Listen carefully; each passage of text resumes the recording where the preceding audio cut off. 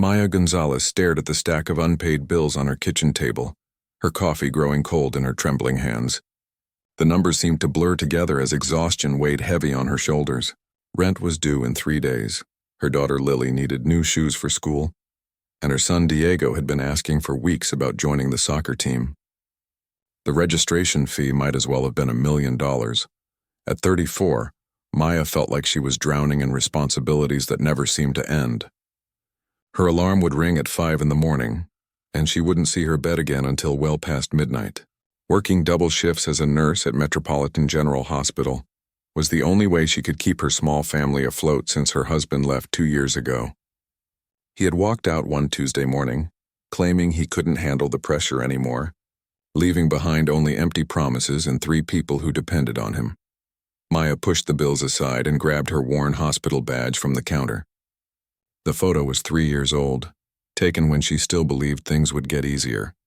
Her smile in that picture looked genuine, hopeful even. Now she barely recognized that woman. "Mom, are you okay?" Lily appeared in the doorway, her 8-year-old face creased with worry that no child should carry. Maya forced a bright smile and pulled her daughter into a warm hug. "Of course, sweetheart. Just thinking about work stuff. Are you ready for school?" Lily nodded, but her dark eyes stayed serious. Kids noticed more than adults gave them credit for. She had stopped asking for things she wanted, had started eating smaller portions at dinner without being asked. Maya's heart ached knowing her children were growing up too fast, shouldering worries that belonged to adults. After dropping the kids at school, Maya drove her 15-year-old Honda to the hospital, saying a little prayer that it would start again when her shift ended. The car had been making strange noises for weeks, but a mechanic was another expense she couldn't afford. Metropolitan General Hospital stood like a concrete giant against the morning sky. Maya had worked here for 6 years, through pregnancy complications, sleepless nights with newborns, and the gradual collapse of her marriage. These halls had witnessed her tears, her laughter, and every emotion in between. The hospital had become her second home, though some days it felt more like home than her actual apartment. Walking through the main entrance, Maya nodded to the security guard and headed to the elevator. The morning shift was always busy, but she preferred it to the chaos of nights. At least during the day there were enough staff members to handle the workload properly. "Maya, thank goodness you're here early," called Janet from the nurse's station. Janet was one of the few people who understood Maya's situation, having raised 3 kids as a single mother herself. "We're short-staffed again today. Think you can handle the East Wing?" Maya nodded, already mentally preparing for a day that would test every limit she had. The East Wing housed the long-term care patients, people who needed constant attention and gentle care. It was demanding work, but these patients often became like family to the nurses who cared for them. As Maya began her rounds, checking medications and updating charts, she noticed movement in the hallway. An elderly woman was mopping the floors with slow, careful strokes. Maya had seen her many times before during the overlap between day and night shifts. The woman looked to be in her 70s, with silver hair pulled back in a neat bun and clothes that were clean but clearly well worn. What struck Maya most was how the woman worked with such dignity, despite the physical toll it obviously took on her. She moved slowly, pausing frequently to rest her back, but never complained or asked for help. Her name tag read Carmen, and she had been working at the hospital for as long as Maya could remember.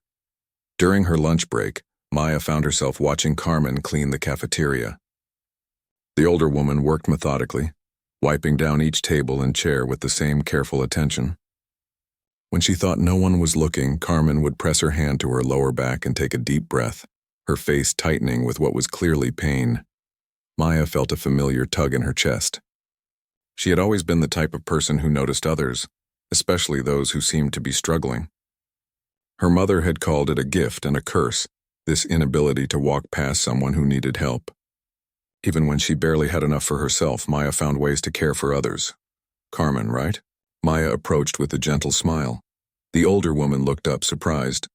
Most hospital staff barely acknowledged the cleaning crew, treating them like they were invisible. "Yes, dear. You're one of the nurses from the East Wing." "I'm Maya. I've noticed you working really hard, and I just wanted to say thank you. The hospital always looks so clean and welcoming because of people like you." Carmen's weathered face broke into a warm smile that transformed her entire appearance. That's very kind of you to say. Not many people notice the cleaning crew. I notice, Maya said simply, and I appreciate it. As the weeks passed, Maya found herself looking forward to these brief conversations with Carmen. She learned that the older woman had been working at the hospital for 12 years, taking the job after her husband passed away. Carmen had immigrated from Mexico 40 years ago with dreams of a better life for her family. Now she worked the night shift because it paid slightly more, though Maya could see how the schedule wore on her. During late shifts when Maya pulled doubles, she would see Carmen pushing her heavy cart through the corridors, cleaning rooms that had seen birth and death, joy and sorrow. The work was hard on someone half Carmen's age, but the older woman never complained. She took pride in her work, making sure every corner was spotless, every surface gleamed. Maya began bringing an extra sandwich or cup of coffee, casually offering it to Carmen during their brief encounters. She noticed that Carmen often looked tired, thinner than she should be, and Maya suspected the older woman was working too hard and not taking proper care of herself. One evening, as Maya finished updating patient charts, she saw Carmen struggling to lift a heavy trash bag. Without thinking, Maya hurried over to help. Here, let me get that for you. Oh, you don't need to. It's no trouble at all, Maya insisted, lifting the bag easily. These things are heavy even for someone my age. Carmen smiled gratefully, but Maya noticed her breathing seemed labored. The older woman's face was pale, and there were dark circles under her eyes that hadn't been there before. As Maya walked back to the nurse's station, she couldn't shake the feeling that Carmen was pushing herself too hard. She made a mental note to keep a closer eye on her new friend. After all, looking out for people was just part of who Maya was, even when she barely had the energy to look out for herself. The rain had been falling for 3 hours straight, turning the October evening into a cold, miserable night. Maya pulled her thin jacket tighter as she hurried across the hospital parking lot toward her car. Her double shift had finally ended at 11:30, and she was exhausted beyond words. Her feet ached, her back was sore, and all she wanted was to get home to her children who were staying with her neighbor, Mrs. Rodriguez. The parking lot was nearly empty except for a few cars belonging to the night shift workers. Maya fumbled for her keys, squinting through the rain that seemed to come down harder with each passing minute. The streetlights cast eerie shadows between the parked vehicles, and the wind howled through the concrete structures of the hospital complex. As she reached her old Honda, something caught her eye. A figure was hunched over near the bus stop at the edge of the parking lot. Maya paused, wiping rain from her face to get a better look. Someone was sitting on the small bench, but they weren't moving, like they were simply waiting for the bus. Something was wrong. Maya's nursing instincts kicked in immediately. She had seen enough people in distress to recognize the signs even from a distance. The figure was bent forward in an unnatural way, and there was something about their posture that screamed trouble. Despite her exhaustion, despite wanting nothing more than to get home and collapse into bed, Maya found herself walking toward the bus stop. The rain soaked through her jacket within seconds, but she didn't care. Someone needed help, and that was all that mattered. As she got closer, her heart sank. It was Carmen, the elderly janitor she had befriended over the past few weeks. The older woman was sitting on the bench, doubled over and breathing heavily. Her uniform was completely soaked, and she was shivering violently in the cold night air. Carmen. Oh my God, what's wrong? Maya rushed to her side, immediately placing a protective arm around Carmen's shoulders. Carmen looked up with glazed eyes, her face pale and drawn with pain. Maya, dear, she whispered, her voice barely audible over the sound of the rain. I don't feel so good. My chest, it hurts so much. Maya's medical training took over instantly. She knelt in front of Carmen, checking her pulse and observing her breathing pattern. Carmen's pulse was irregular and rapid.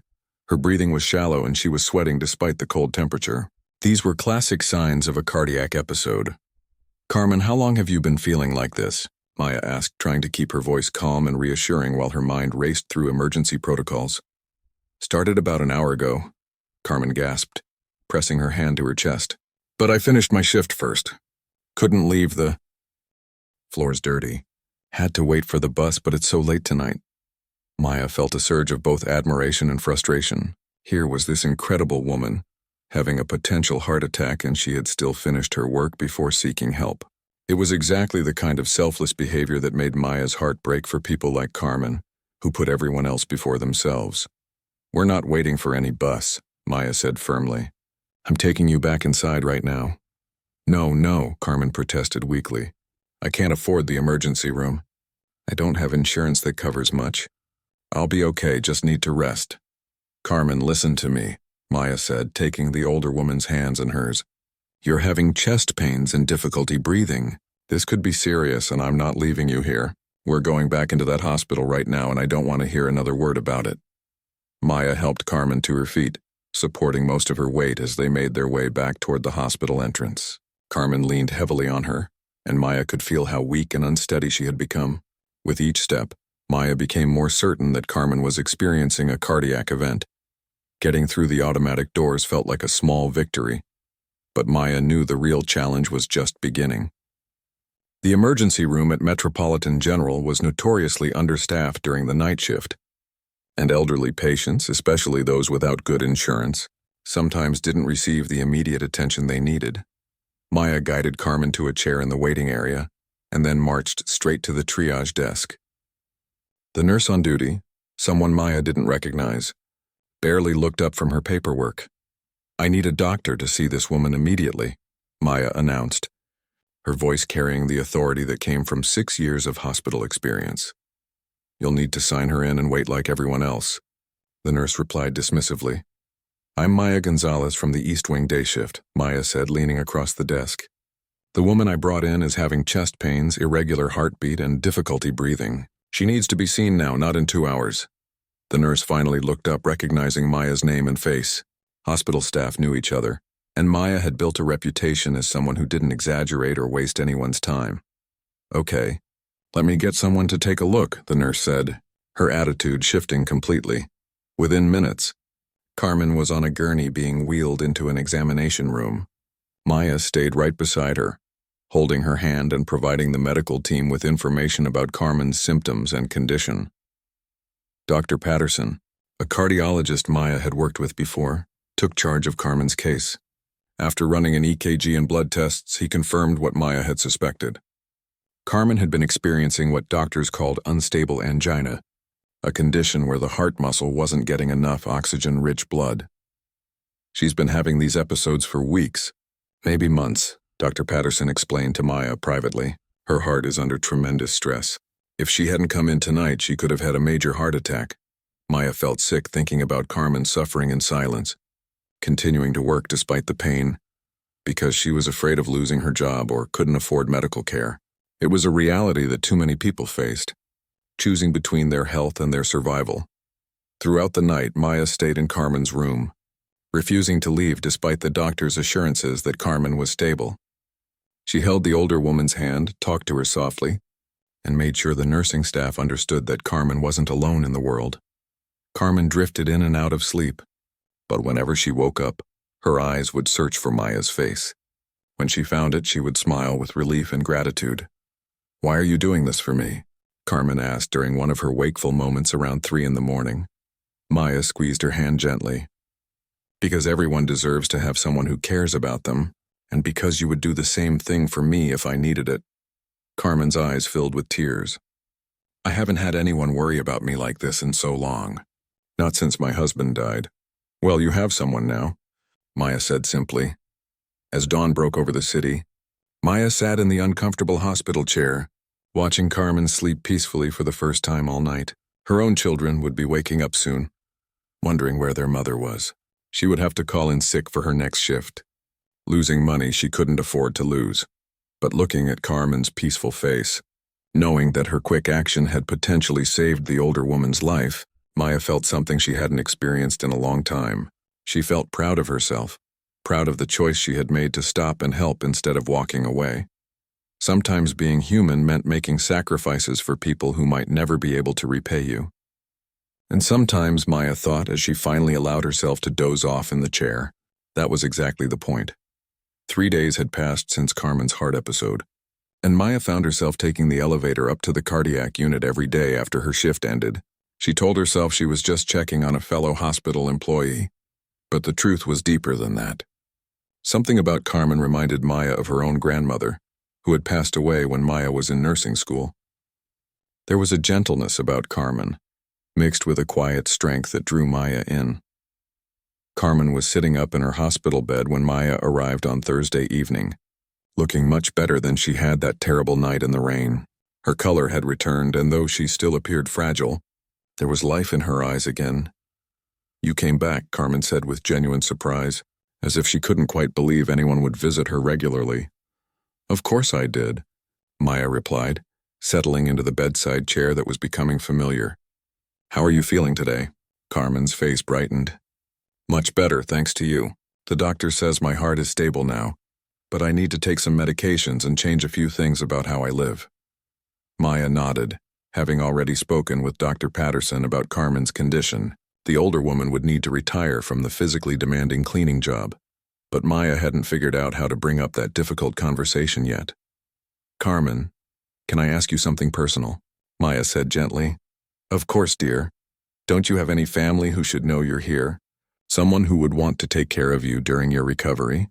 Carmen's expression shifted, and for a moment pain flickered across her features. It wasn't physical pain this time, but something much deeper. "I had a son," Carmen said quietly, her hands fidgeting with the hospital blanket. "His name is Miguel. We haven't spoken in almost 15 years. Maya waited, sensing there was more to the story. "He's a successful businessman now," Carmen continued, her voice growing softer. "Lives in the city somewhere, probably in one of those fancy high-rise buildings. We had a terrible fight when he graduated college. I was working 3 jobs to put him through school, cleaning offices at night, working in a factory during the day, taking care of an elderly woman on weekends." Carmen paused, lost in the painful memory. "Miguel got a job offer with some big company and I was so proud, but then he said he wanted to change his name, said Miguel Castillo sounded too ethnic for the corporate world. He wanted to call himself Michael Castle. I was so hurt, so angry that he was ashamed of who he was, of where he came from." Maya felt her heart breaking for this woman who had sacrificed everything for her son's education and success.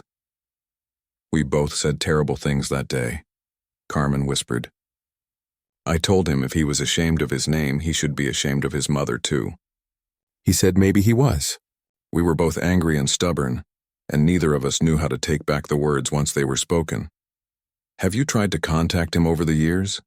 Maya asked gently. Carmen nodded sadly. "Many times, especially at first.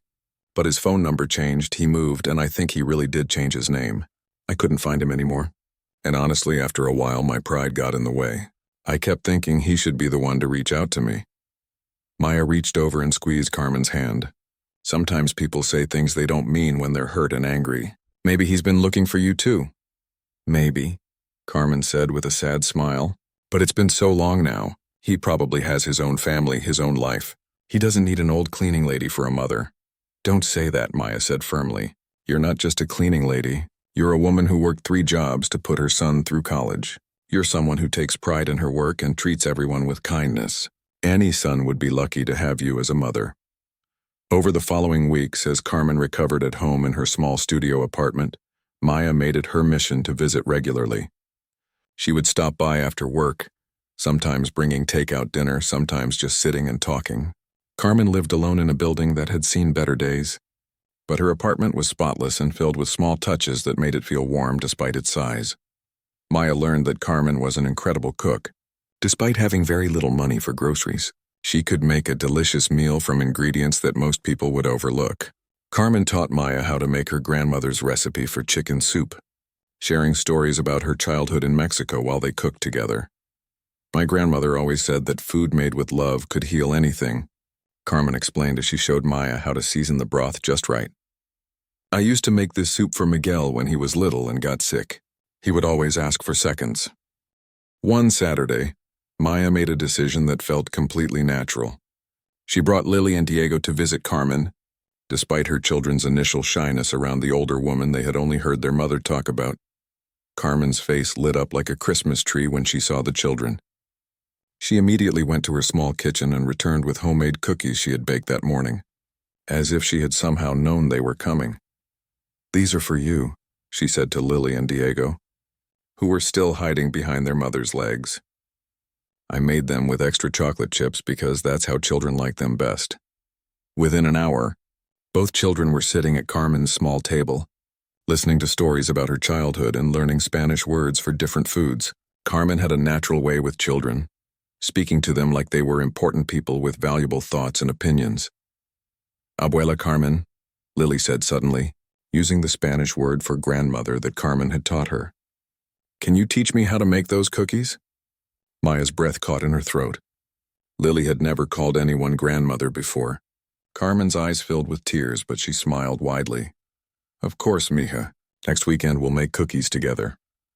From that day forward, Carmen became an unofficial part of Maya's family. She would babysit when Maya worked late shifts, always refusing to accept any payment. She taught the children Spanish songs and helped Diego with his homework, when Maya was too exhausted to concentrate. Carmen's small apartment became a second home for Maya's children. They would run to her with scraped knees and broken toys, knowing she would have endless patience and somehow make everything better. Carmen, who had been lonely for so many years, flourished under the attention and love of this makeshift family. During quiet evening conversations, Carmen would sometimes grow wistful talking about Miguel. She wondered if he had children of his own, if he ever thought about the mother he had left behind.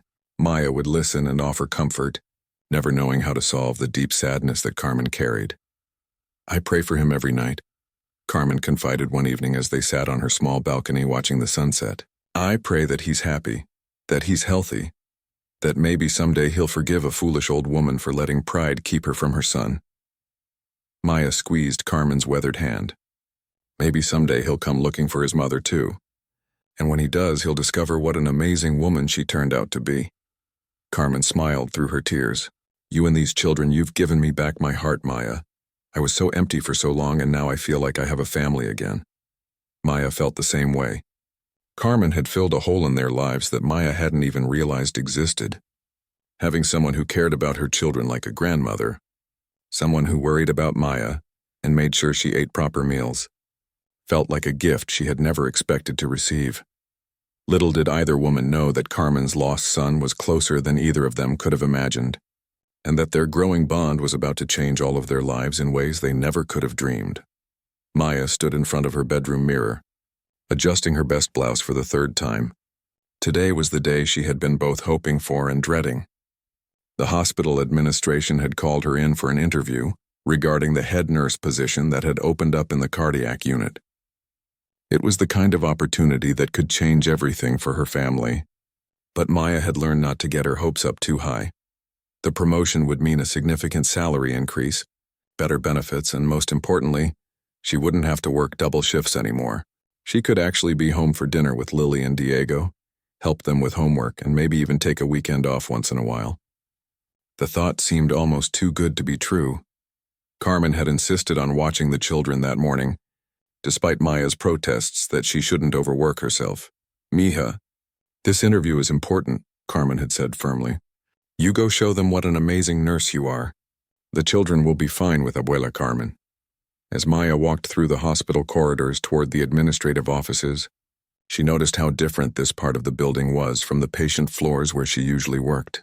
Everything was newer, cleaner, with expensive-looking furniture and artwork on the walls. It felt like stepping into a completely different world. She checked in with the secretary, a polished woman who looked like she had never worked a 12-hour shift in her life. Ms. Gonzalez? They'll see you in just a few minutes. Please have a seat. Maya sat in one of the leather chairs trying to calm her nerves. This was her chance to finally provide better for her children, to stop worrying about every bill that came in the mail. The new CEO is running a bit late, the secretary explained apologetically. He's been implementing some changes since he took over last month. Very focused on efficiency and cost-cutting. Maya nodded, though the mention of cost-cutting made her stomach tighten. In her experience, that usually meant fewer staff doing more work for the same pay. While she waited, Maya reviewed her mental notes about her experience, her patient care statistics, and all the reasons why she deserved this promotion. She had worked hard for 6 years, had excellent reviews, and genuinely cared about providing the best possible care for patients. The sound of footsteps in the hallway caught her attention, followed by a man's voice speaking on a phone call. He sounded frustrated, emotional in a way that seemed unusual for a business conversation. I know, the voice said. It's been 15 years and I think about her every single day. My therapist says I need to stop punishing myself, but how do you forgive yourself for walking away from your mother? Maya looked up, seeing a tall man in an expensive suit pacing near the large windows that overlook the parking lot. He had dark hair with touches of gray at the temples, and even from a distance, something about his profile seemed familiar. She sacrificed everything for me. He continued into the phone, his voice breaking slightly. Worked 3 jobs to put me through college, and how did I repay her? By telling her I was ashamed of my name, ashamed of where I came from. What kind of son does that? Maya's blood ran cold. The words were almost identical to what Carmen had told her about her fight with Miguel. But that couldn't be possible. This was clearly a successful businessman, the new CEO of the hospital. Her name was Carmen Castillo, the man said, and Maya felt like the world had stopped spinning. I've hired private investigators, searched social media, tried everything I can think of. It's like she disappeared completely. Maybe she changed her name too, or maybe... He paused, and Maya could see his shoulders shake slightly. Maybe she doesn't want to be found.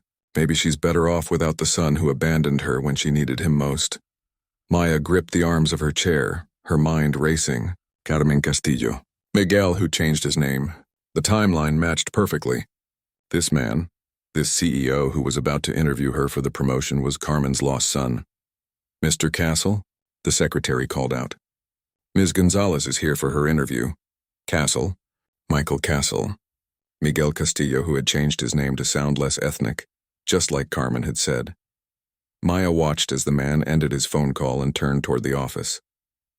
When she saw his full face, her heart nearly stopped. The eyes were the same shape as Carmen's, the same gentle brown color. The nose was identical, and when he smiled politely at the secretary, Maya could see Carmen's warm smile reflected in his features. This was him. This was Miguel. Carmen's son, who she had been mourning for 15 years, was the new CEO of the hospital where Maya worked, where Carmen had worked as a janitor for 12 years. Ms. Gonzalez. Michael extended his hand with a professional smile.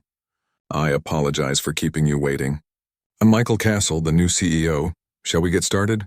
Maya shook his hand automatically, her mind still reeling from the revelation. She managed to mumble something appropriate and followed him into the conference room, where 2 other administrators were waiting. Throughout the interview, Maya struggled to focus on the questions being asked. All she could think about was Carmen, sitting in her small apartment just a few miles away, making lunch for Lily and Diego, never knowing that her beloved son was so close. Your patient care scores are excellent, Michael was saying, reviewing her file. And your supervisor speaks very highly of your dedication and compassion. Those are qualities we value highly in our leadership positions. Maya forced herself to pay attention. This was important for her family's future, regardless of the shocking discovery she had just made. Can you tell us about a time when you went above and beyond for a patient? Asked one of the other administrators. Without thinking, Maya found herself telling them about Carmen's heart episode, about staying with her through the night, about how she had advocated for proper care for an elderly hospital employee who might otherwise have been overlooked. She watched Michael's face as she spoke, seeing something shift in his expression when she mentioned that the patient was an elderly janitor who had worked at the hospital for years. This janitor, Michael said slowly. Is she someone you still keep in touch with? Yes, Maya replied, wondering why he seemed so interested. She's become like family to me and my children. She's an incredible woman who has faced more hardships than anyone should have to endure, but she never complains. She just keeps working, keeps caring for others. Michael's eyes seemed to glisten, and he looked down at his papers for a long moment. That's exactly the kind of compassion and dedication we need in our leadership team, he said finally. Ms. Gonzalez, I'm pleased to offer you the head nurse position. Maya should have been thrilled. This was everything she had worked for, everything her family needed. But all she could think about was the woman who was probably teaching her children Spanish songs right now, the same woman whose son had been searching for her while she worked in the same building where he now served as CEO. As Maya left the administrative offices with a job offer that would change her life, she carried with her the weight of a secret that could reunite a broken family. But she also carried the fear of what might happen if that reunion didn't go as hoped. Carmen had been hurt so deeply by her son's rejection. What if Michael's regret wasn't enough to bridge 15 years of silence and pain? What if Maya's interference made things worse instead of better? Walking back through the hospital corridors, Maya realized that discovering the truth was only the beginning. Now she had to figure out what to do with the most important secret she had ever carried. Maya sat in her car in the hospital parking lot for 20 minutes after the interview, her hands gripping the steering wheel as she tried to process everything that had happened. She had gotten the promotion, something that should have filled her with joy and relief. Instead, her mind kept circling back to the impossible truth she had discovered. Michael Castle was Miguel Castillo. Carmen's beloved son, the one she prayed for every night, was the same man who had just offered Maya a life-changing job. The weight of this secret felt heavier than any responsibility she had ever carried. Maya drove to Carmen's apartment in a daze, her heart pounding as she climbed the familiar stairs to the second floor. She could hear children's laughter through the thin walls, and the sound of Carmen's voice singing a Spanish lullaby, normal, beautiful sounds that made what Maya was about to do feel both necessary and terrifying. She knocked on the door, and Carmen opened it with flour on her hands and a bright smile on her face. Maya, mija, how did the interview go? The children and I have been making cookies to celebrate. Lily and Diego ran to hug their mother, chattering excitedly about their day with Abuela Carmen. Maya hugged them tight, trying to find her courage. Kids, why don't you go wash up for lunch? Maya suggested. I need to talk to Carmen about something important. Once the children were out of earshot, Maya took Carmen's hands in hers. The older woman immediately sensed something was wrong.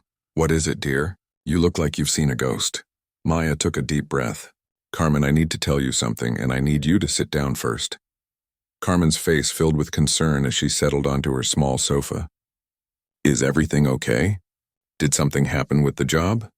I got the promotion, Maya said quickly. But that's not what I need to tell you. Carmen, when I was at the interview today, I met the new CEO of the hospital. Carmen nodded, waiting for more information. His name is Michael Castle, Maya continued, watching Carmen's face carefully. But I think his real name is Miguel Castillo. The color drained from Carmen's face instantly. Her hands began to tremble and she pressed them to her heart. What are you saying? She whispered. He was on the phone, talking about searching for his mother. He mentioned your name, Carmen Castillo. He talked about the fight you had about changing his name. Carmen, he's been looking for you for years. Carmen stood up abruptly, pacing to the small window that overlooked the busy street below. No, that can't be possible. Miguel wouldn't. He's probably married with children now. He has his important life. He doesn't need his old mother. Carmen, listen to me, Maya said firmly, following her to the window. This man, your son, he's filled with regret. He's been searching for you because he wants to apologize, to make things right. He never stopped loving you. Carmen began to cry. 15 years of buried pain rising to the surface. But what if he sees me now and realizes he was right to leave? I'm just an old cleaning woman. I live in this tiny apartment. I have nothing to offer a successful man like that. Maya felt her heart breaking for this wonderful woman who couldn't see her own worth. Carmen, you raised him to be the man he is today. You worked 3 jobs so he could get an education. You sacrificed everything for his future. And beyond that, look at what you've given to me and my children. You've shown us what unconditional love looks like. For the next hour, Maya held Carmen while she cried years of suppressed grief and hope. They talked through Carmen's fears, her pride, and her desperate longing to see her son again. Finally, Carmen made her decision. If he really wants to see me, she said quietly, then I want to see him too. But I'm scared, Maya. What if we can't fix what was broken? Then at least you'll both know you tried, Maya replied. And I'll be right there with you if you want me to be. The next morning, Maya called Michael's office and requested a private meeting. She didn't explain why, just that it concerned something important about employee welfare. When she arrived at his office, she found him looking tired but hopeful, as if he had been expecting some kind of news. Ms. Gonzalez, please sit down. What can I do for you? Maya chose her words carefully. Mr. Castle, yesterday during our interview, I couldn't help but overhear part of your phone conversation. You mentioned searching for your mother, Carmen Castillo. Michael's entire body went rigid. What do you know about my mother? I know her, Maya said simply. She's the elderly janitor I told you about yesterday. The one who had the heart episode. She's been working here at the hospital for 12 years, and she's been missing her son Miguel for 15 years. Michael stood up so quickly that his chair rolled backward into the wall. His face had gone completely pale and his hands were shaking. Are you telling me that my mother has been working in this building? That I've been walking these same halls where she works? Maya nodded. She finishes her shift at midnight. She probably cleaned your office dozens of times over the years. Michael sat down heavily, burying his face in his hands. When he looked up, tears were streaming down his cheeks. How is she? Is she healthy? Is she angry with me? She misses you every day, Maya said gently. She prays for you every night. She wants to see you, but she's scared that you might not want the mother you left behind. Not want her? Michael's voice cracked. She's all I've thought about for 15 years. Every success I've had felt empty because I couldn't share it with her. Every holiday, every birthday, every important moment in my life has had this huge hole where she should have been. 3 hours later, Maya led Michael to Carmen's apartment building. He had insisted on stopping to buy flowers, then worried they weren't nice enough, then bought more. He was more nervous than Maya had ever seen another adult be. Carmen was waiting by her window, wearing her best dress and holding a photo of Michael from his college graduation. When she saw him walking up the sidewalk, her hand flew to her mouth and fresh tears began to fall. Maya knocked on the door and stepped aside as Carmen opened it. For a moment, mother and son just stared at each other, 15 years of separation hanging between them like a wall. Miguel? Carmen whispered, reaching out tentatively to touch his face. Mama, he replied in Spanish. The first time he had used that word in 15 years. They collapsed into each other's arms, both of them sobbing and speaking in rapid Spanish, saying all the things they had wanted to say for so many years. Maya quietly stepped back, giving them privacy for their reunion. 2 weeks later, Maya started her new position as head nurse with a salary that finally allowed her family to live comfortably. But the changes in their lives went far beyond money. Michael had learned about Maya's kindness to his mother, how she had saved Carmen's life and treated her like family. In gratitude, he established a special fund at the hospital to provide health care and support for employees who needed help but were too proud to ask for it. Carmen retired from cleaning and moved to a beautiful apartment that Michael bought for her, just a few blocks from Maya's family. She spent her days taking care of Lily and Diego while Maya worked, and her evenings with the son she had thought she'd lost forever. Michael became a regular visitor at Maya's family dinners, and watching him with Carmen was like witnessing a miracle. They were both different people now, softened by forgiveness and strengthened by love. One evening, as Maya watched Carmen teaching Michael how to make the chicken soup he had loved as a child, while Lily and Diego helped by stirring and tasting, she realized something important. She had thought she was just being kind to a lonely old woman, but that simple act of compassion had changed 4 lives forever. Sometimes the smallest gestures create the biggest miracles. Maya had learned that when you open your heart to help someone else, you never know how much goodness will flow back into your own life.